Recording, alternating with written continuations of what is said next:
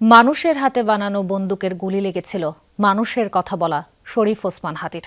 গুলিবিদ্ধ হওয়ার ৬ দিন পর পৃথিবী থেকে বিদায় নেন ইনকিলাব মঞ্চের মুখপাত্র। অবশেষে সন্ধ্যায় তার মরদেহ আসে দেশে। সেখানে মরদেহ গ্রহণ করেন সরকারের উপদেষ্টা সহ বিভিন্ন রাজনৈতিক দলের নেতারা। বিমানবন্দরের আনুষ্ঠানিকতা শেষে হাদিকে রাখা হয়েছে জাতীয় হৃদরোগ হাসপাতালের হিমঘরে।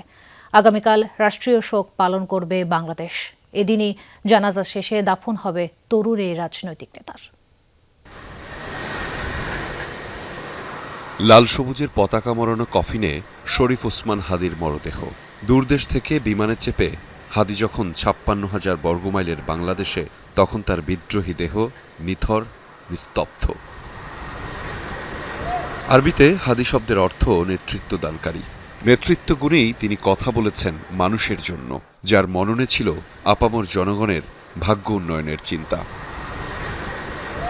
হজরত শাহজালাল আন্তর্জাতিক বিমানবন্দরে হাদির মরদেহ গ্রহণ করতে সরকারের উপদেষ্টা, বিভিন্ন দলের রাজনৈতিক নেতা, সুশীল সমাজের প্রতিনিধি এবং পরিবারের সদস্যরা এসেছিলেন। অশ্রুসিক্ত চোখে সতীর্থকে হারানোর তীব্র যন্ত্রণা হয়তো মনে করিয়ে দিচ্ছিল যুদ্ধের ময়দানে কাউকে হারানোর আবেগকে। রাজনৈতিক হত্যাকাণ্ডে নিহত কারো একক মরদেহ গ্রহণে সকল অংশীজনের এমন একাট্টা অবস্থান আগে দেখেনি বাংলাদেশ। এমন বাংলাদেশই তো চেয়েছিল এই জুলাই যোদ্ধা। বিমানবন্দরের আনুষ্ঠানিকতা শেষে মরদেহ তোলা হয় গাড়িতে। সুশৃঙ্খল বহরে শরীফ ওসমান চললেন ১৭ কোটি মানুষের দেশের সবুজের পথ ধরে। ৬টা ১৭ গাড়িবহর বিমানবন্দর হয়ে পথ ধরল ঢাকার সেনানিবাসের দিকে। সেখান থেকে জাহাঙ্গীর গেট হয়ে আগারগাঁয়ের জাতীয় হৃদরোগ ইনস্টিটিউটে যখন পৌঁছায় ঘড়ির কাঁটায়, তখন ৬টা বেজে ৩৯।